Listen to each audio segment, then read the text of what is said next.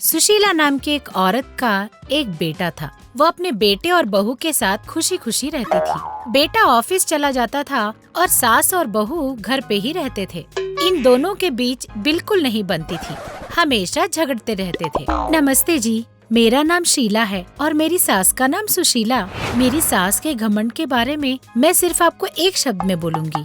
उनका नाम सुशीला होने की वजह से उन्होंने अपने बेटे का नाम भी अपने जैसा ही सुहील करके रखा। चलो, अपने बेटे का नाम है उनकी मर्जी, लेकिन मैं तो बहू हूँ, मेरा नाम भी उन्हीं के जैसा होने के लिए उसने मेरा नाम शीला रख दिया। अब मुझसे और बर्दाश्त नहीं हो रहा। इतने में सुशीला वहाँ पहुँचती है। क्या री, क्या बड़बड़ा रही है? अरे कुछ नहीं सासू माँ, आ गई महारानी। इस तरह वो अपनी सास को गाली देती है। इतने में शीला के पिता शीला को देखने के लिए उसके घर आते हैं। उन्हें देखकर सास आग बबूली हो जाती है। दहेज तो दिया नहीं, लेकिन हर दूसरे दिन मुंह उठा के चले आते हैं यहाँ। इस तरह वो शीला के पिता का अपमान करने लगती है। ये देखकर शीला को बहुत गुस्सा आता है। आइए पिताजी, बैठिए ना, मैं आपके लिए चाय बना कर लाती हूँ। दहेज तो दिया नहीं, लेकिन चाय जरूर पी लेंगे।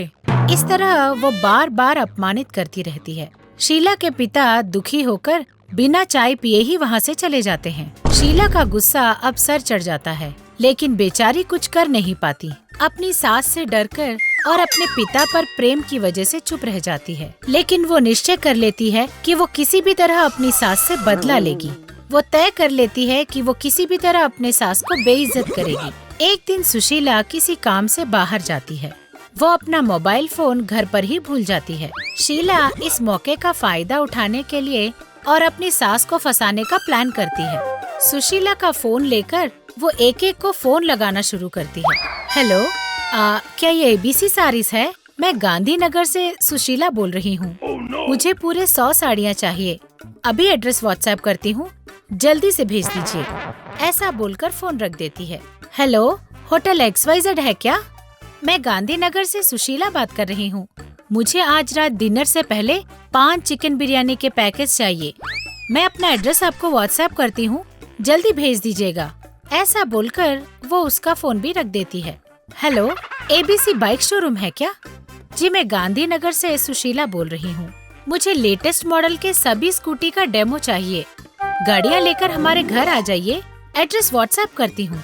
हेलो, क्या ये साई मिल्क बूथ है? कल हमारे यहाँ एक फंक्शन है। आज शाम तक 20 लीटर दूध और 1 बकेट दही ले आइए। एड्रेस मैं आपको व्हाट्सएप में बता देती हूँ। ऐसा बोलकर फोन रख देती है। सासू माँ, तुम बस घर आ जाओ, फिर मजा चखाती हूँ। सुशीला अपना शॉपिंग पूरा कर घर वापस लौटती है। अरे शीला, बेचारी सास बाहर से आई है, थोड़ा पानी भी देने का मन नहीं करता तुझे? हाँ सासू माँ, अभी लाई। ऐसा बोलकर वो पानी लेकर आती है। आजकल तेरी बहुत चर्बी चढ़ गई है। तुझे पता है ना, मैं ठंडा पानी नहीं पीती, फिर क्यों लेकर आई? ऐसा बोलते हुए वो उस पानी को शीला के मुंह पर मारती है। शीला को बहुत गुस्सा आता है, लेकिन वो गुस्सा कंट्रोल कर लेती है।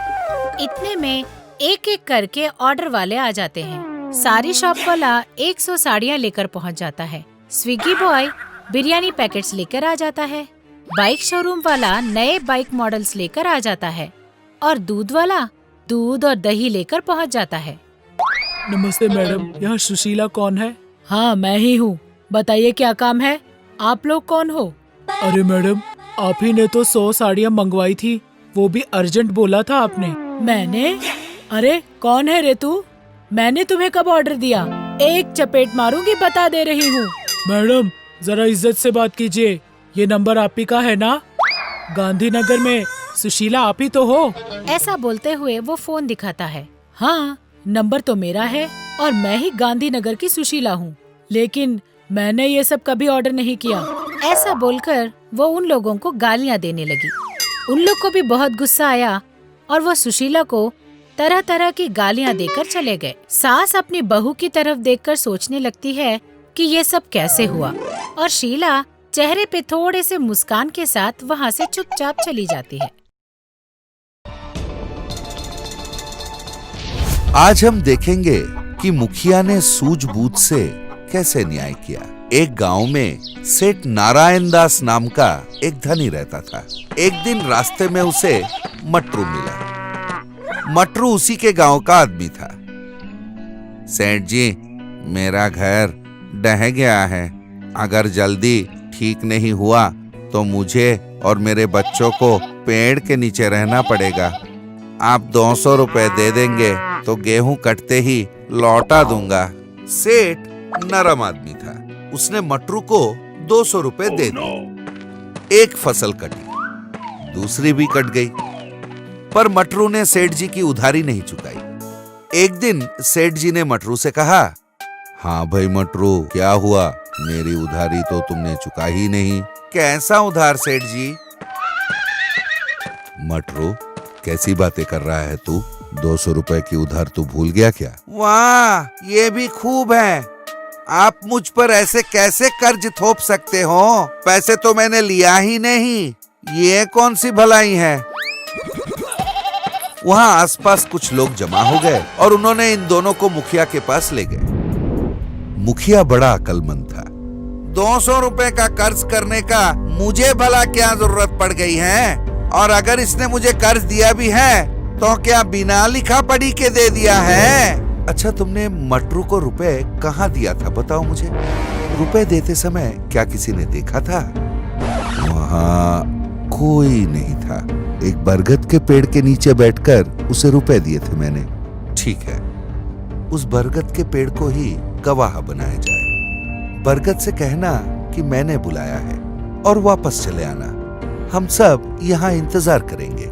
सेठ जी ने सोचा, क्या बरगद का पेड़ आकर गवाही देगा?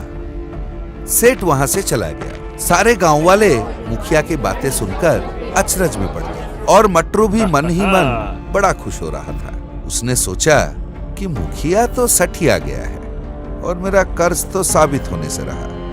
कुछ देर बाद मुखिया ने मटरू से पूछा, क्यों मटरू, क्या सेठ जी अब तक वहां पहुंच गए होंगे? अरे मुखिया जी, अभी कैसे? वो पेड़ तो 2.5 मील दूर है और अभी अभी बारिश भी हुई है। रास्ते में तो बड़ा कीचड़ होगा। यही नहीं, वहाँ इतने बरगद के पेड़ हैं कि पहचानना मुश्किल हो जाएगा। मुखिया ने मटरू के पीठ पर एक डंडा मारकर कहा, चोर कही के, तू तो जानता है ना कौन सा पेड़ था? मटरू ने अपना कर्ज कबूल किया और चुका दिया। इस कहानी से ये सीख मिलती है कि धोखा देना गलत बात है।